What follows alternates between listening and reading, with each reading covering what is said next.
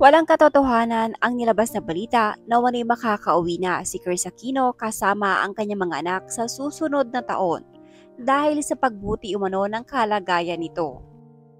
Matatandang nauna nang nilabas ng programa ng Showbiz Now na pinangungunahan ng entertainment host na si Christopher Min na umano'y February nga sa susunod na taon ay nakatakda ng umuwi si Chris Aquino. Agad na binawi ito ni Fermin sa kanyang programa matapos na siya ay tawagan ng isa sa malapit ngayon kay Chris Aquino.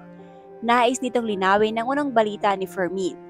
Ayon sa reliable source ay hindi umano totoong uuwi si Chris Aquino sa February sa susunod na taon dahil hindi ito nakakatayo.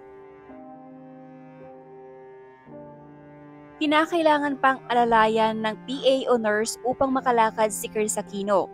Dagdag pa ng source ay hindi din umano nakakakain si Chris dahil sa patuloy na lumalala ang allergy nito bunsod ng kanyang autoimmune disease kaya takot umanong mag-intake si Chris ng solid food. Tanging gamot na lamang umano ang umaagapay sa katawan ngayon ni Chris Aquino. Wala din umanong katotohanan ang balitang nadagdagan ang timbang ni Chris dahil magpasa hanggang ngayon ay patuloy pa din ang pagbaba ng timbang nito. Samantala, ayon naman sa SNN ay bukas umano ang kanilang programa upang itama kung ano man ang totoong kalagayan ngayon ni Chris Aquino.